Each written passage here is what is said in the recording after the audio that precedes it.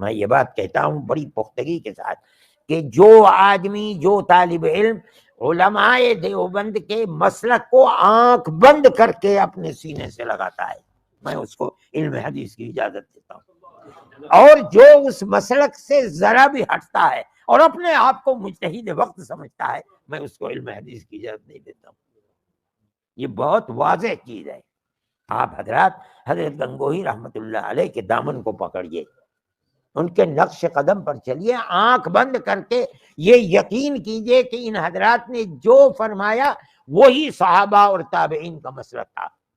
دارالعلوم دیوبند میں طلباء کو احادیث و فقہ پر عمل کرنے کا حکم نہیں دیا جاتا ہے، بلکہ صرف علماء دیوبند کے کفریہ عقائد کی تقلید کرنے کا حکم دیا جاتا ہے۔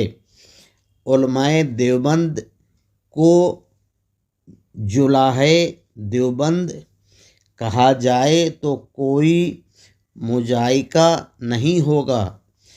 علماء دیوبند سنی کے عمل کو شرکیہ بھی کہتا ہے اور بدعت بھی۔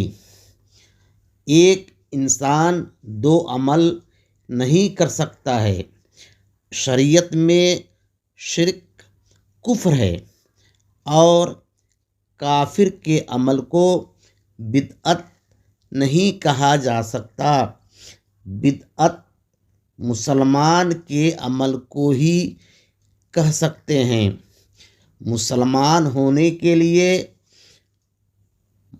شرک سے پاک ہونا شرط ہے، لہذا بدعتی مشرک نہیں ہو سکتا ہے اور مشرک بدعتی نہیں ہو سکتا ہے۔